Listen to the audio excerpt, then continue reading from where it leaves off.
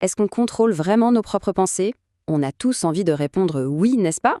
Eh bien, si c'est le cas, il se pourrait que notre cerveau soit déjà en train de nous raconter une petite histoire.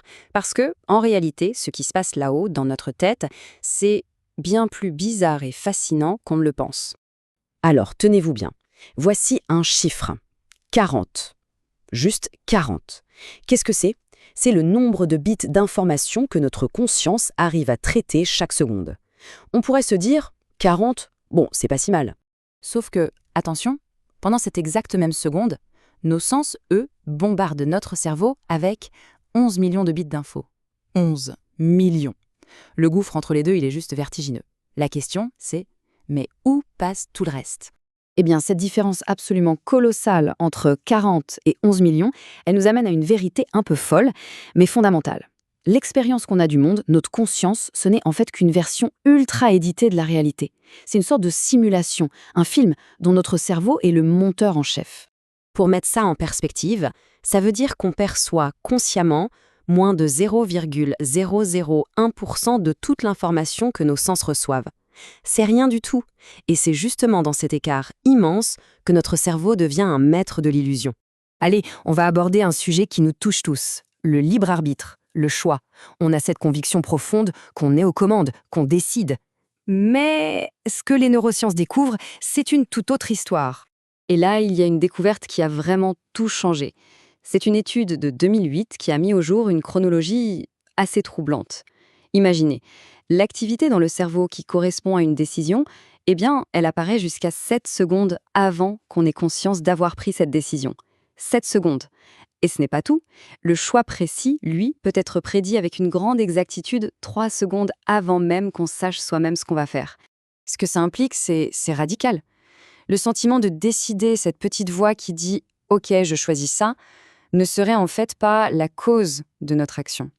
Ce serait plutôt une histoire, une justification que notre conscience invente après coup, une fois que le cerveau a déjà tout décidé. On ne serait plus les pilotes, mais juste les commentateurs de notre propre vie. Et ce mécanisme fascinant, il a un nom. Ça s'appelle la confabulation. C'est, en quelque sorte, le talent de notre cerveau pour le storytelling. Quand il ne sait pas pourquoi il a fait quelque chose, il ne dit pas « je ne sais pas ». Ah non. Il invente une explication qui a l'air super logique et il nous la sert sur un plateau. Et le pire, on y croit dur comme fer. Ok, si ça, c'était déjà un peu perturbant, on va passer à quelque chose qui l'est peut-être encore plus. On va parler de la tendance de notre cerveau à préférer l'efficacité à la vérité. Un petit raccourci mental qui a des conséquences énormes sur tout ce qu'on croit. Voilà, on met le doigt sur un bug assez énorme de notre logiciel interne, l'effet de vérité illusoire. C'est un concept clé pour comprendre pourquoi la répétition est une arme si puissante. En gros, l'idée c'est répéter un mensonge, n'importe lequel, encore et notre cerveau finira par le trouver crédible. Il commencera à ressentir que c'est le vrai. Mais alors pourquoi est-ce qu'on tombe dans ce panneau? La réponse est simple, la flemme. Notre cerveau, c'est un grand partisan du moindre effort. Il cherche toujours à économiser de l'énergie. Réfléchir à quelque chose de nouveau, ça coûte cher. Mais une information qu'on a déjà entendue, ah, là c'est facile, c'est comme une pente qui descend toute seule. Et le cerveau fait une erreur, il confond cette facilité avec un indice de vérité.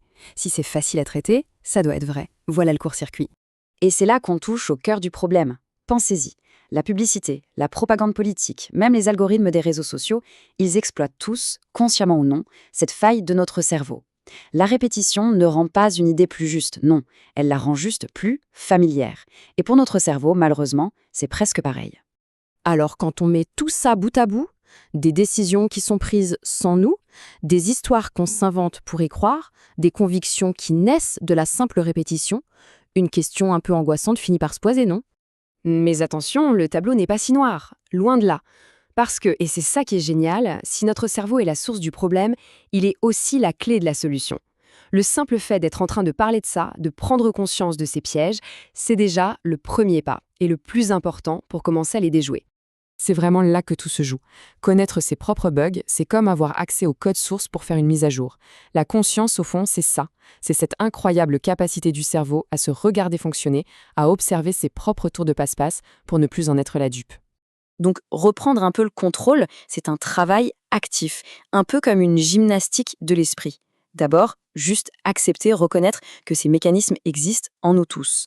Ensuite, avoir le courage de douter de ses propres certitudes, de se demander, attends, est-ce que je crois ça parce que c'est vrai ou juste parce que je l'ai entendu 1000 fois? Et enfin, bien sûr, faire l'effort d'aller chercher d'autres points de vue, de sortir de sa zone de confort pour donner à notre cerveau de nouvelles choses à analyser. Finalement, la question la plus puissante qu'on puisse se poser, c'est peut-être celle-là. En sachant que notre esprit est un conteur d'histoires invétérées, on peut enfin apprendre à faire une petite pause et à ne pas croire sur parole tout ce qu'il nous murmure à l'oreille.